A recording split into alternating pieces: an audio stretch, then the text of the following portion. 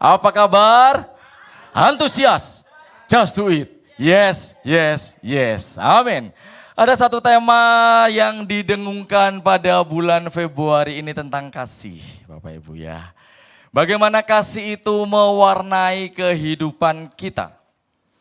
Tema pada hari ini adalah kasih yang membangun.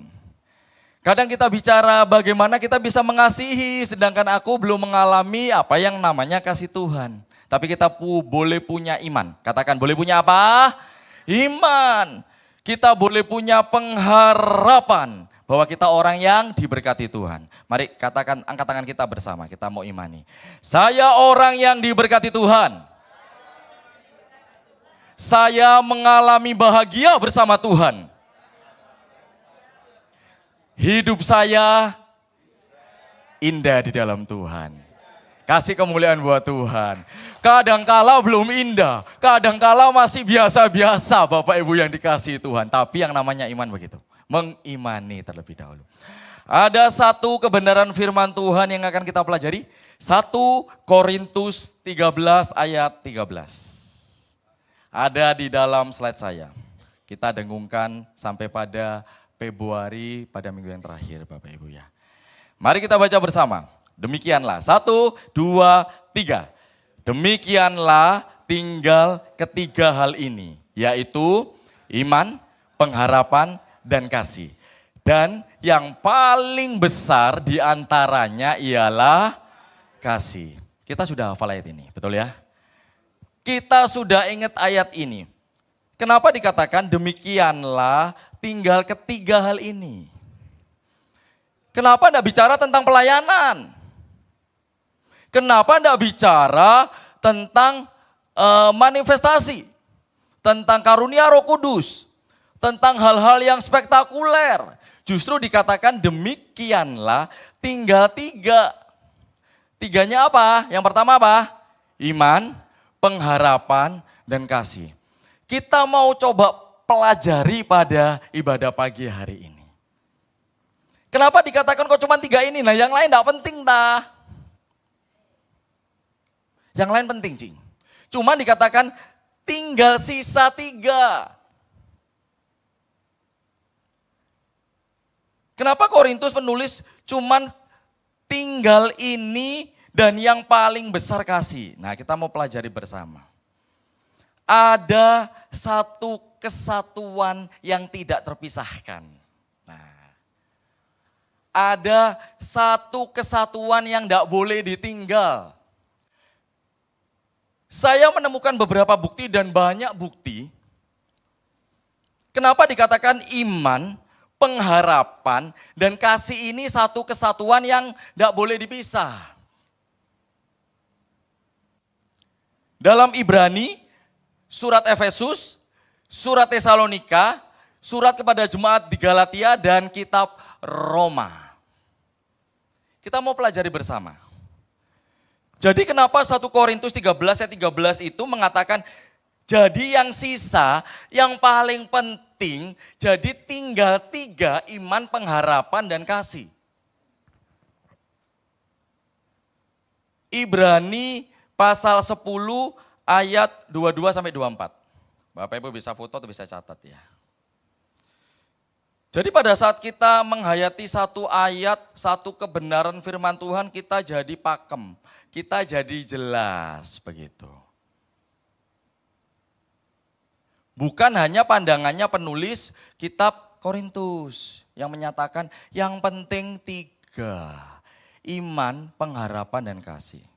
Ibrani 10, 22 sampai 24 itu ada di 2 slide saya. Ya, saya akan bacakan buat kita. Karena itu marilah kita menghadap Allah dengan hati yang tulus, ikhlas, dan keyakinan iman. Ingat ya, ditulis apa? Iman. Menghadap Allah dengan keyakinan iman. Terus kelanjutannya gimana? Kita teruskan. Iman yang teguh oleh karena hati kita telah dibersihkan dari hati nurani yang jahat dan tubuh kita telah dibasuh dengan air yang murni. Marilah kita teguh berpegang pada pengakuan tentang pengharapan kita. Ada kata apa? pengharapan. Lanjut. Sebab ia yang menjanjikannya setia.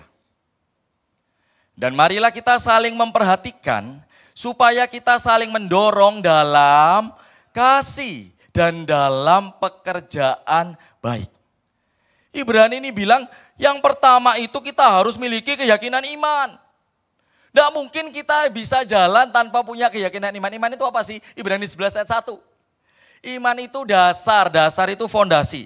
Dasar itu adalah, gereja kita lagi bangun. Dasarnya dulu dipastikan. Iman itu apa? Dasar dari segala sesuatu yang kita harapkan. Loh, harap lagi Bapak Ibu. Dan bukti yang belum dilihat.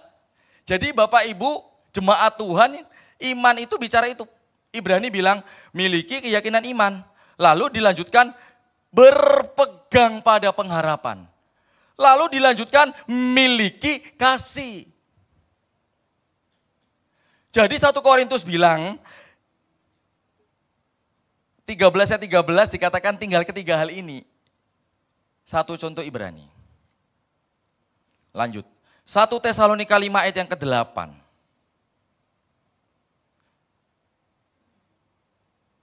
Tetapi kita yang adalah orang-orang siang, baiklah kita sadar, berbaju sirahkan iman. Ada kata apa? Iman. Berbaju sirahkan dan kasih. Dan berketompongkan pengharapan keselamatan. 1 Tesalonika 5 ayat 8 ini diingatkan, ada 3 kata ini lagi Bapak Ibu yang dikasih Tuhan. Ada iman, pengharapan, dan kasih. Jadi bukan hanya Korintus, bukan hanya Ibrani, 1 Tesalonika juga mengatakan perlunya iman, pengharapan, dan kasih. Dibalik, iman, kasih, pengharapan. Sehingga Alkitab ini tidak salah Bapak Ibu yang dikasih Tuhan.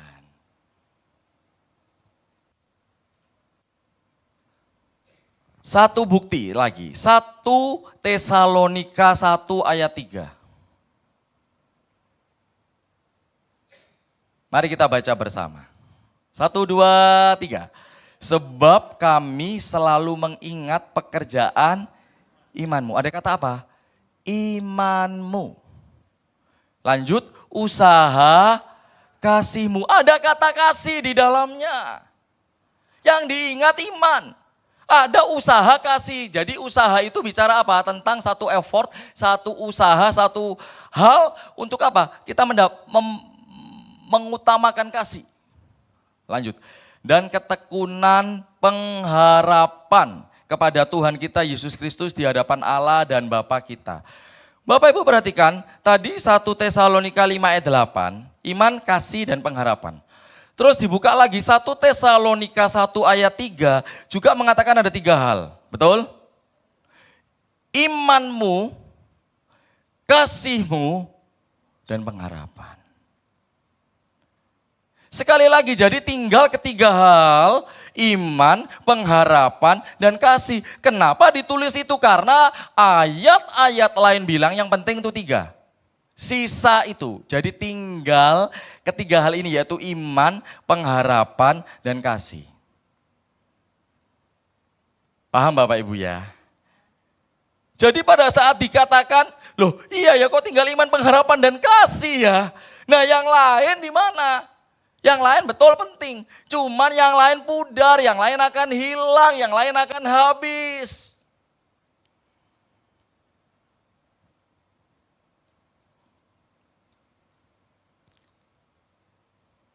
Kitab lainnya, Galatia pasal 5 ayat 5 sampai 6. Dikatakan, demikian bunyi firman Tuhan, sebab oleh Roh dan karena iman, kita menantikan kebenaran yang kita harapkan. Ada kata pengharapan. Iman yang kita harapkan. Selanjutnya, sebab bagi orang-orang ada di dalam Kristus Yesus, hal bersunat atau tidak bersunat tidak mempunyai sesuatu arti. Hanya iman. Ditulis lagi Bapak Ibu. Yang bekerja oleh kasih. Bapak Ibu perhatikan yang saya tuangkan ini adalah satu bukti di mana kita jadi paham waktu kita membaca dan merenungkan firman Tuhan. Jadi firman Tuhan itu ada satu kesatuan, ada satu keterkaitan pasal dengan pasal, kitab dengan kitab, surat dengan surat lainnya. Sekali lagi berarti 1 Korintus 13:13 itu betul. Jadi tinggal iman, pengharapan, dan kasih.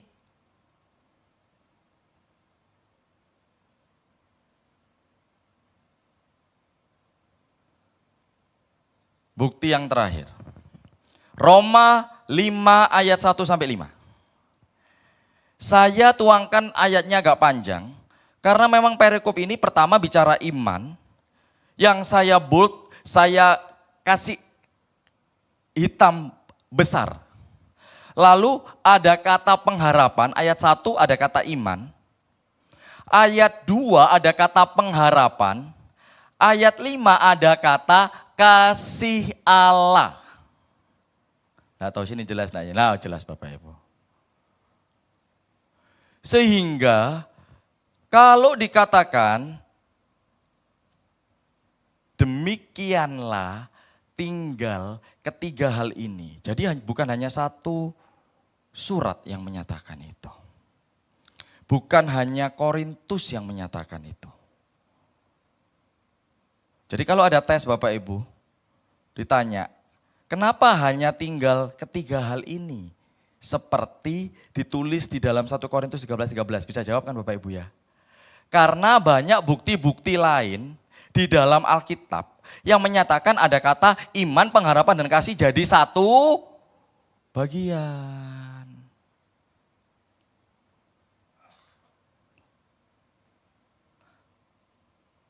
Hal berikutnya, dikatakan gini, demikianlah tinggal ketiga hal itu, yaitu iman, pengharapan, dan kasih. Nah sekarang dilanjutkan lagi, yang paling penting yang mana Bapak Ibu? Kasih. Kenapa yo? Tadi kan saya mau jelaskan, tiga itu penting.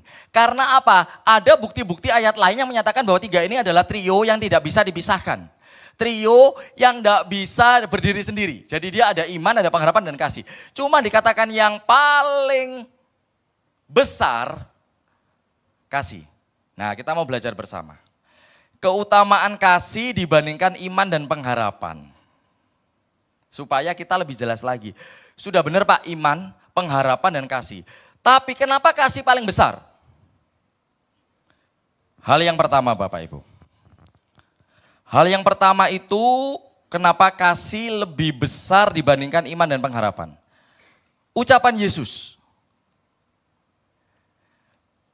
Pada waktu itu Yesus ditanya, Guru, mana yang penting? Kalau belajar tentang firman Tuhan, hukum mana yang penting? Dia ditanya, hukum manakah yang terutama dalam hukum Taurat? Dikatakan apa? Kita hafal. Hukum yang terutama apa Bapak Ibu? Kasihilah Tuhan Allahmu dengan segenap hatimu, segenap jiwamu, segenap akal budimu. Itulah hukum yang terutama dan yang pertama. Terus tak tanya, hukum yang kedua apa? Kasihilah sesamamu manusia seperti dirimu sendiri. Tuhan bilang, hanya ini yang paling utama. Kalau diruntut jadi 1 Korintus bilang yang paling besar kasih. Karena mengacu kepada Yesus sendiri ditanya kepada murid-muridnya, kepada orang lain dia ditanya, hukum mana di dalam Alkitab, hukum mana dalam Taurat, 666 yang harus dilakukan. Mana yang paling penting? Jawabannya apa? Kasih. Kasihilah Tuhan Allahmu, lalu kasihilah sesamamu.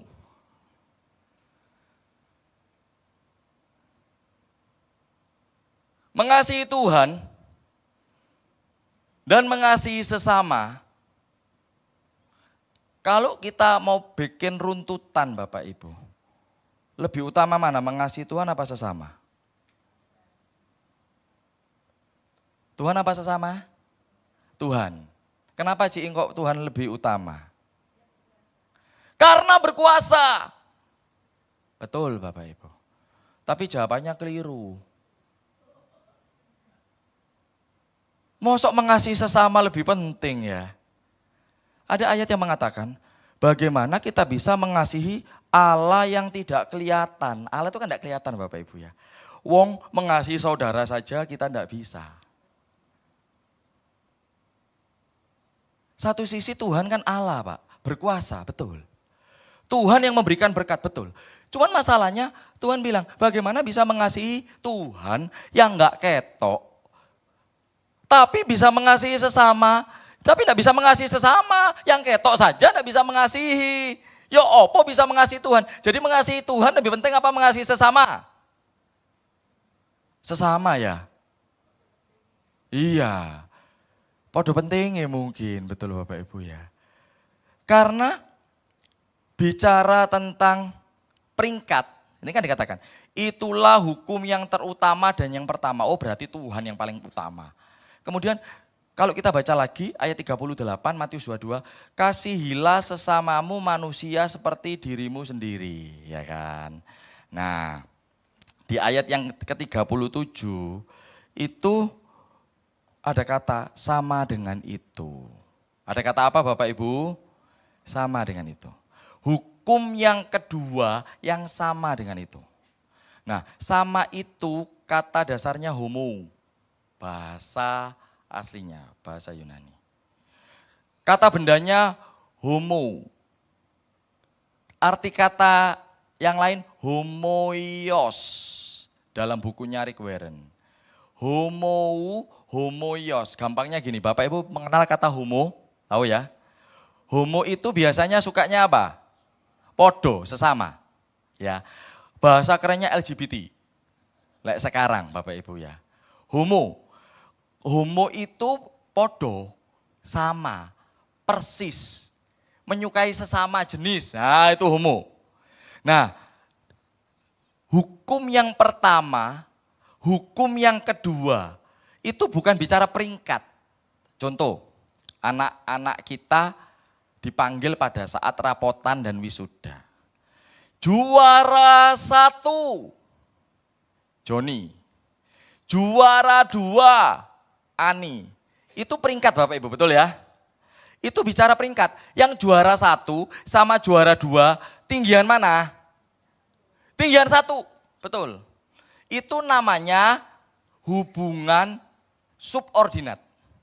Sub itu berarti 1, 2, 3. Nah, ada yang bukan hubungan subordinat. Contohnya gini. Kita nanti pulang ini kan deket TP, berarti makan siangnya di TP, betul? Ya.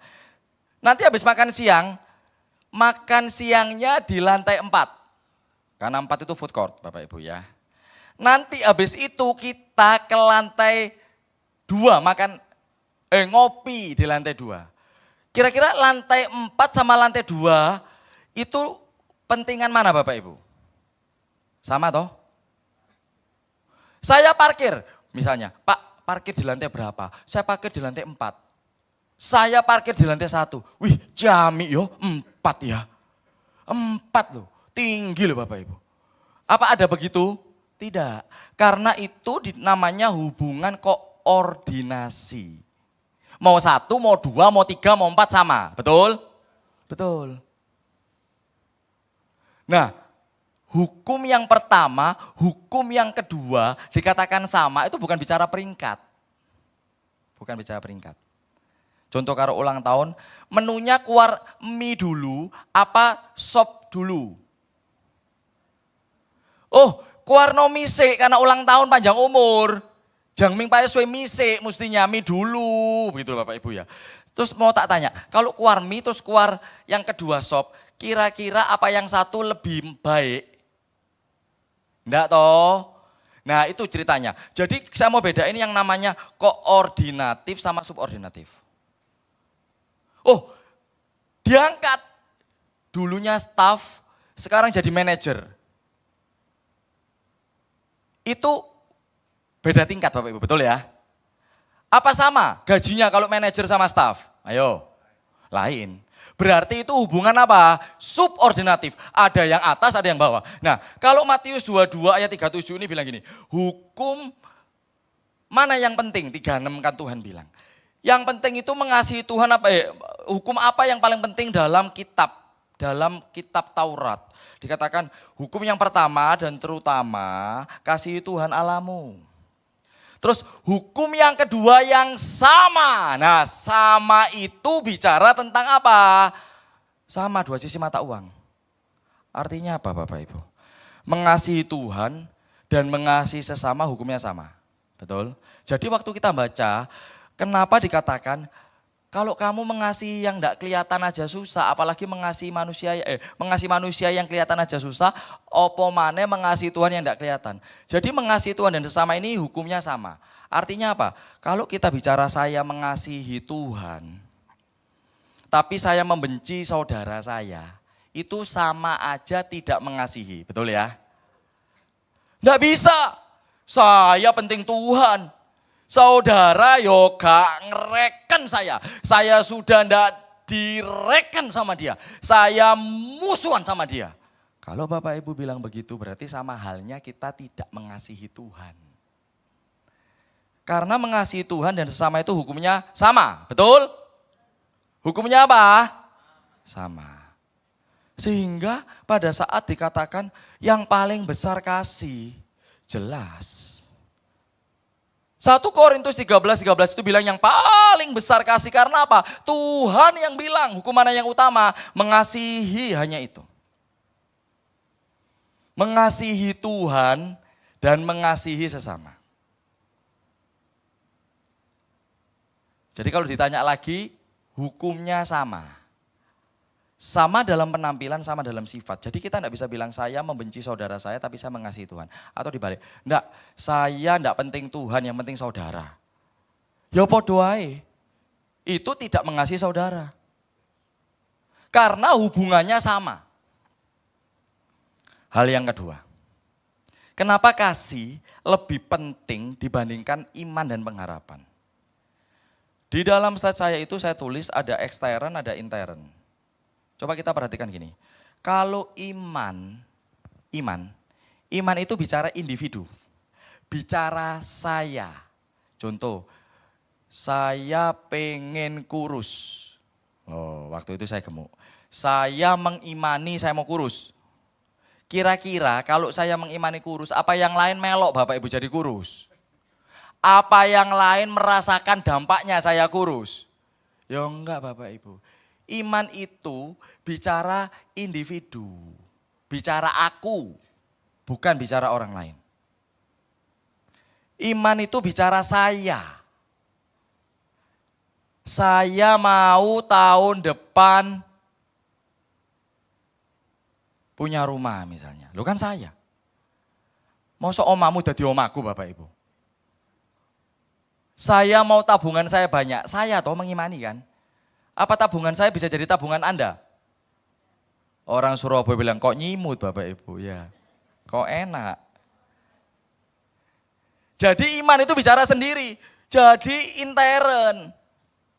Kalau kasih, enggak, kasih itu bicara apa? Berbagi. Enggak mungkin kasih, saya memberi, terus memberi untuk diri kita. Ya enggak mungkin Bapak Ibu. Kasih itu bicara apa? Berbagi kasih. Keluarga Allah Blessing tiap bulan berbagi kasih. Jadi apa? Memberi. Itu bicara apa? Untuk orang luar. Bicara apa? Ekstern. Pengharapan. Sama. Pengharapan itu intern apa ekstern? Sendiri toh Bapak Ibu. Mengharapkan. Saya dulu, waktu saya mengharapkan, saya mau kuliah. Ya. Tapi papa saya waktu itu enggak kaya Bapak Ibu ya. Cuman sekolah Mandarin. Terus papa saya ngomong, ini ada papa saya. Pokoknya yang penting kerja. Duitnya akeh. Betul Bapak Ibu ya. Terus kuliah wis gak usah. Saya ingat itu. Ya karena memang tidak punya duit Bapak Ibu. Lain kalau punya duit ya tinggal gesek, tinggal minta Bapak Ibu ya. Tapi pengharapan itu kan tidak berhenti sampai situ Bapak Ibu.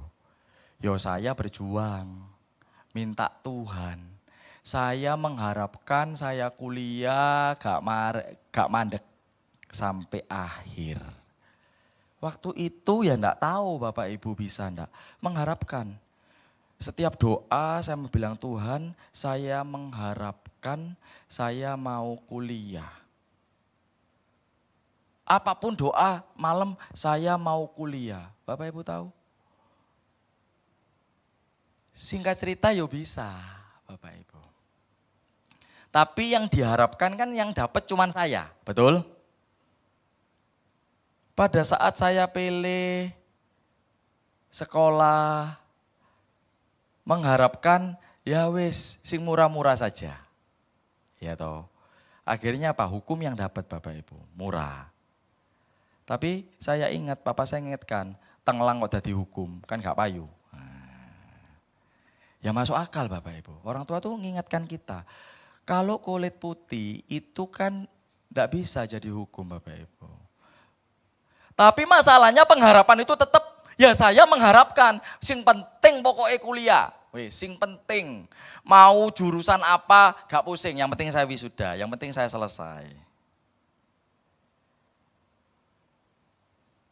Saya waktu itu ingat Bapak Ibu, saya kuliah di kampus, itu pun karena saudara saya enggak lulus di Universitas Petra, terus saya itu diajak untuk ngambil gelombang 2.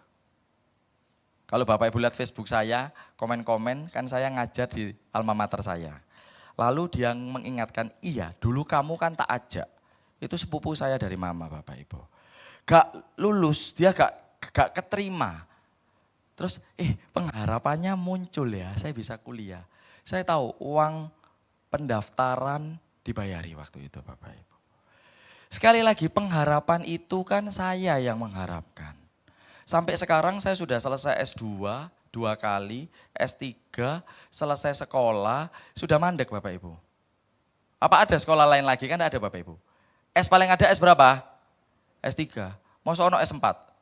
S campur, enggak ono Bapak Ibu. S teler yang ada, S campur ada. Masalahnya sekarang Bapak Ibu, kalau saya bicara pengharapan itu penting, yo enggak penting. Kenapa kok enggak penting? Ayo pengharapan.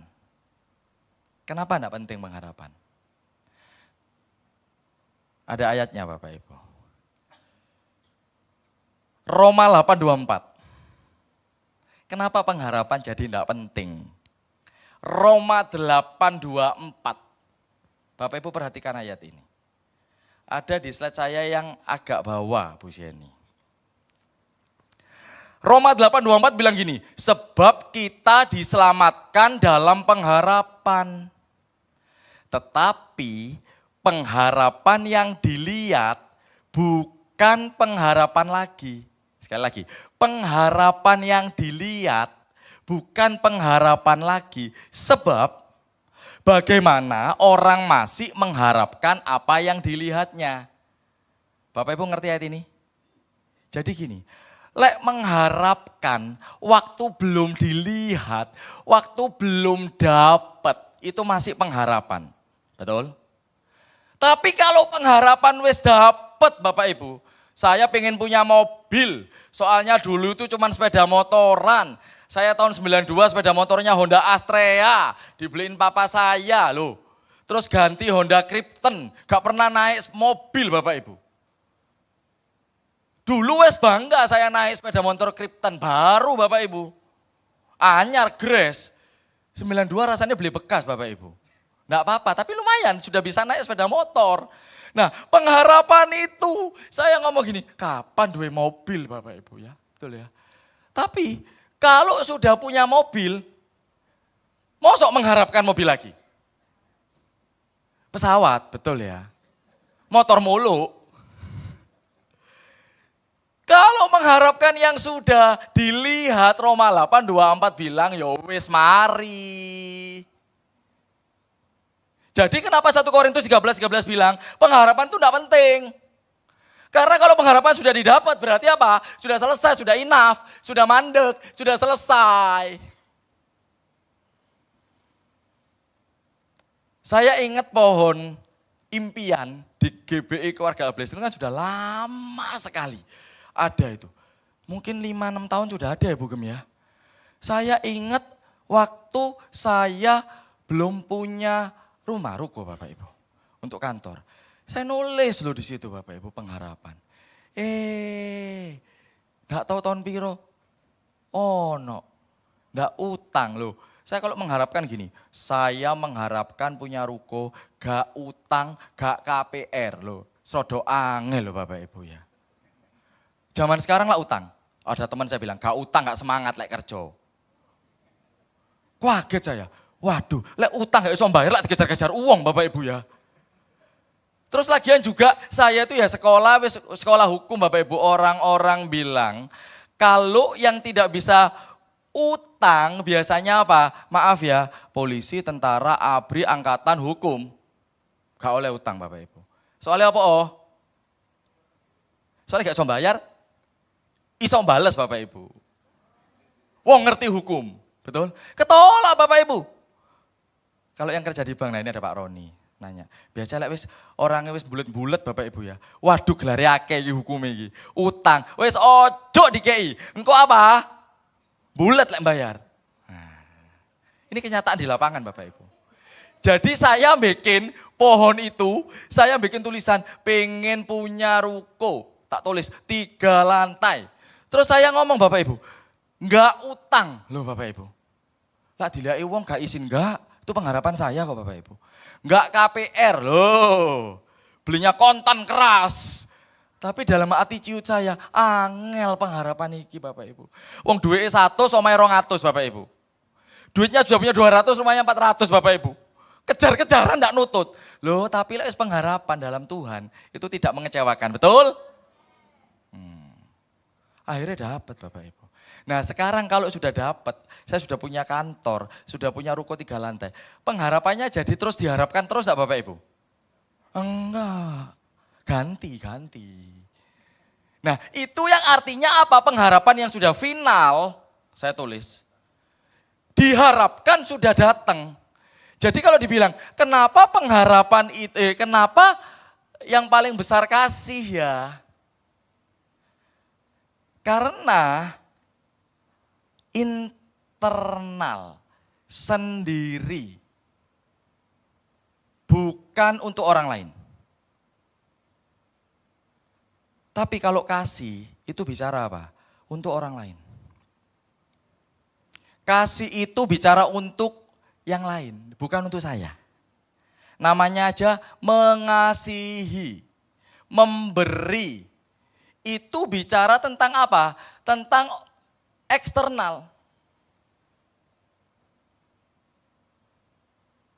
Oke, poin kedua jelas Bapak Ibu ya.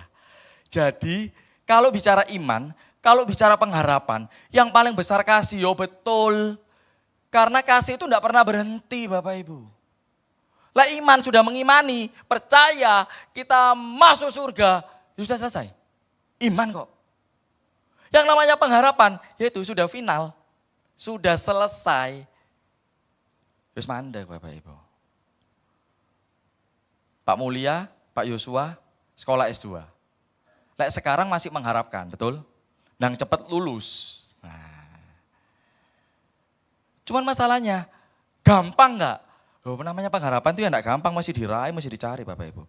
Nah, begitu lulus, masa mau balik lagi mau mengharapkan itu? Kan tidak Bapak Ibu ya.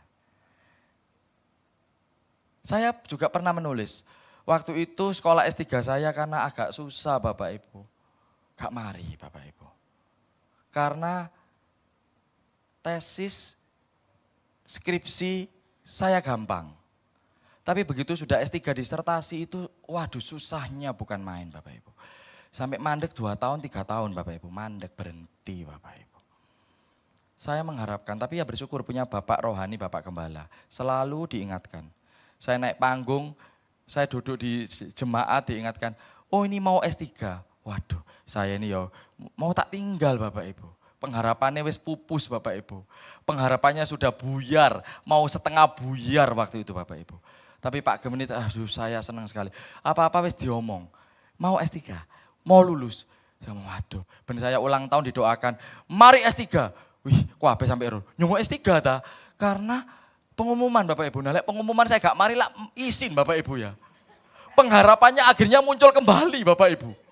Daripada aku izin, lu malu Bapak Ibu dimanapun Pak Gem ini membanggakan anak-anaknya Bapak Ibu.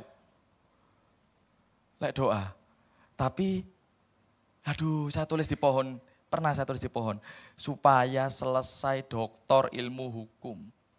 Loh lek dikumpulkan mungkin Bu Gem yang melihat ini, didoakan terus Bapak Ibu.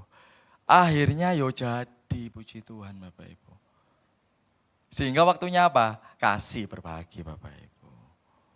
Cik nanya, oh kasih kemuliaan buat Tuhan Bapak Ibu ya. Banyak di sini yang jemaat-jemaat tanya saya karena saya berjuang dengan baik. Saya enggak pernah loh Bapak Ibu ketemu sama saya tuh tiba-tiba. Ada yang nanya, sak jamnya berapa Pak? Oh gak ada Bapak Ibu, free. Oh ya tahu ada nanya SMS, tambah mana Cik kirim data nih, mana kok kirim data nih. Saya bukan orang yang harus saya yang ngurus, oh enggak Bapak Ibu. Itu namanya moto duiten. Kasih itu enggak begitu. Jadi apa? Begitu sudah selesai. Internalnya apa? Iman dan pengharapan. Yang ketiga Bapak Ibu, kasih lebih penting. Yang ketiga ditulis kasih adalah sifatnya Allah. Kasih adalah karakternya Allah. 1 Yohanes 4 ayat 6. Jadi apa? Wajib ikut. Harus ikut. Harus punya kasih. Lek bukan punya kasih berarti duduk anaknya Tuhan Yesus. 1 Yohanes 4 ayat 6, mari kita baca bersama. Ya, mari kita baca bersama. 1, 2, 3. Kami berasal dari Allah. Barang siapa mengenal Allah, ia mendengarkan kami. Barang siapa tidak berasal dari Allah, ia tidak mendengarkan kami. Itulah tandanya roh kebenaran dan roh yang menyesatkan. Bapak Ibu tahu ayat ini bicara tentang satu keharusan. 1 Yohanes bilang kami berasal dari Allah, jadi kami mengenal Allah, jadi kami mendengarkan Allah. Terus dikatakan kalau kamu bukan berasal dari Allah, kamu tidak usah mendengarkan. Ada 2, kamu maunya benar atau kamu maunya sesat. Tapi mengasihi itu tidak gampang Bapak Ibu. Tidak gampang. Saya kemarin ketemu teman-teman SMA. Ada rumahnya dia itu disewa sama satu kafe. Sudah membuat perjanjian notaris. Sudah membuat. Terus kemudian janjinya ditulis 2 tahun, mestinya minta 4 tahun. Ya, mestinya minta 4 tahun. Terus duitnya cuma punya 2 tahun. Nah saya bilang, terus gimana? Dibuat suratnya perjanjian 2 tahun, kalau sampai Desember kemarin 2023 tidak bayar, berarti berhenti 2 tahun. Kalau bayar berarti sampai 4 tahun. Nah perjanjian dibuat begitu Bapak Ibu. Terus mulai bulan 10 dia nagih. Enggak bayar Pak, enggak diperpanjang Pak. Karena klausulnya begitu. Enggak mau. Sudah ngomong enggak mau, di WA ada. Ya sudah. Terus tiba-tiba dia ngomong kemarin Bapak Ibu. Minggu ini ya bulan 2 ini.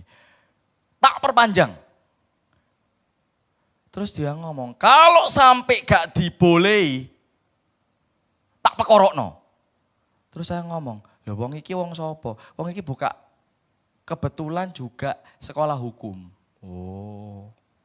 Pusing teman saya Bapak Ibu. Wes jelas ditawari enggak mau. Oke. Berarti lak mandek. Terus saya ngomong PBB ini belum dibayar. Waduh. PBB ini itu ternyata larang. Loh, kenapa enggak ada duit panjer? Wes, mek setahun loh. Ya sudah wes kadung, itu Bapak Ibu ya. Biaya PBB ini lebih mahal dari biaya kontrak. Waduh. Merasa rugi, soalnya di jalan besar di Surabaya.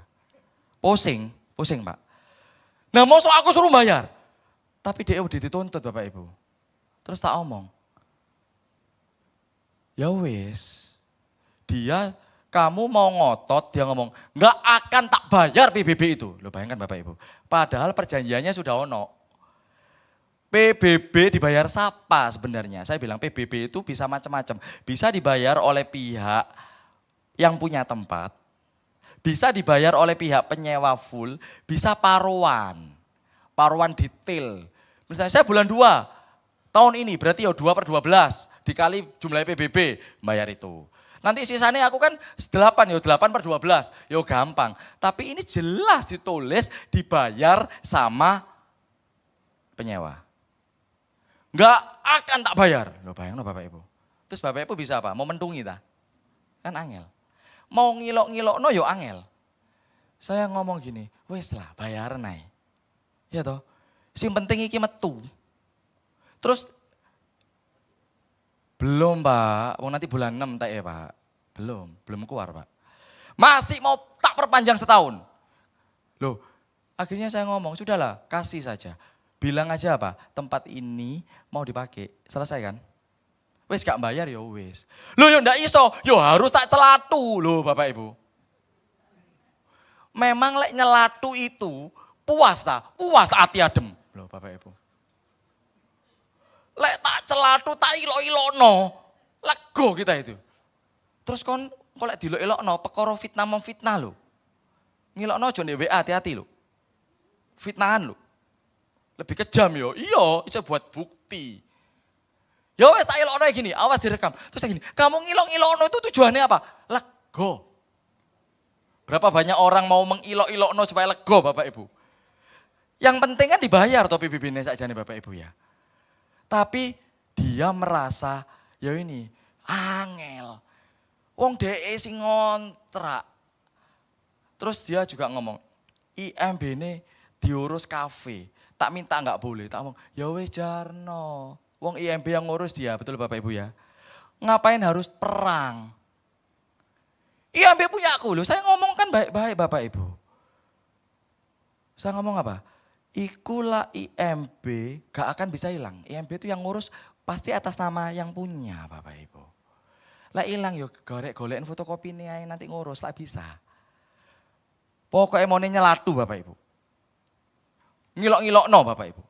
Ben puas. Berapa banyak orang akhirnya jadi musuhan dan perang-perangan sampai akhirnya urusan polisi karena gara-gara mulut Bapak Ibu.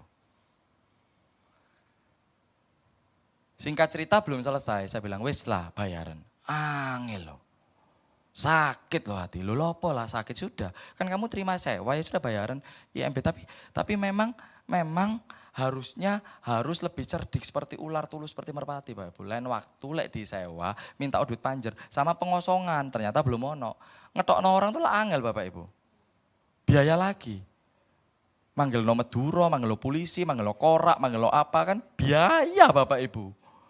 Memang bisa keluar, oke selesai. Loh kadang angel Bapak Ibu persoalan hukum itu.